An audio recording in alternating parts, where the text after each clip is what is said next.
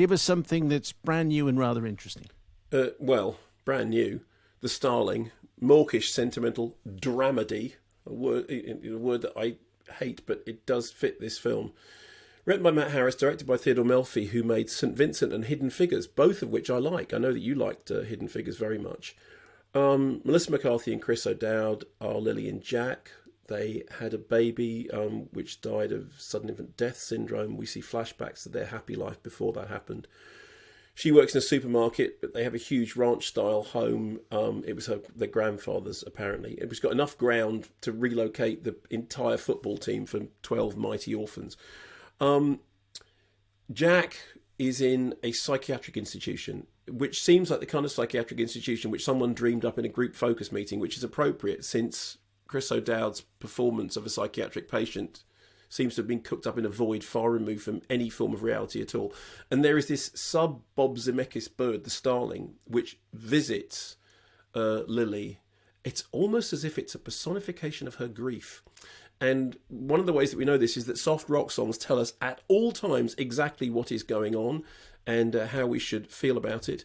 There are, on the soundtrack, there are the Lumineers, Judah and the Lion, Nate Ruess, Brandy Carlisle. Soft rotation. Soft rotation. Also lots of tinkling piano to say sad, sad, sad. Strings to say possible hope.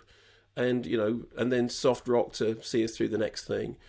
The whole thing is sort of weird. That Kevin Kline is a vet, second vet of the thing, who to whom Lily is sent by. So she's told that she has to deal with her feelings. She goes to see Kevin Kline. She thinks he's a psychiatrist. It turns out he's a vet. He used to be a psychiatrist. Now he's a vet. They start having conversation. He's not her psychiatrist, but of course he kind of is. And they all discover lessons about life. They're just talking, but they're doing so much more than talking.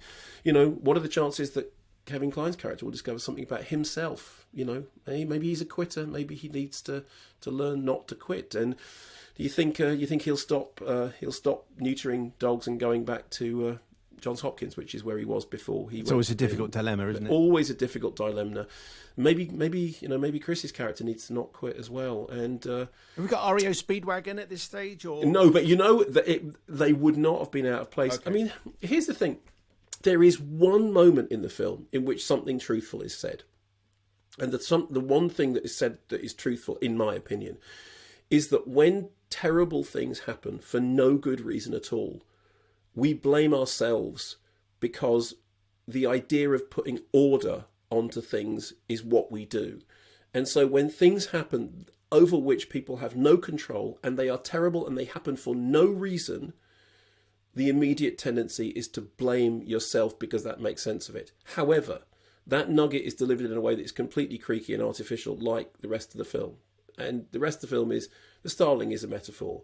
Lily's car going into a tailspin in the rain is a metaphor. The new lazy boy chair she gets is a metaphor. The snowballs in the supermarket are metaphors. The garden she fixes and then destroys and then grows anyway is a metaphor. And the whole thing felt unearned and just...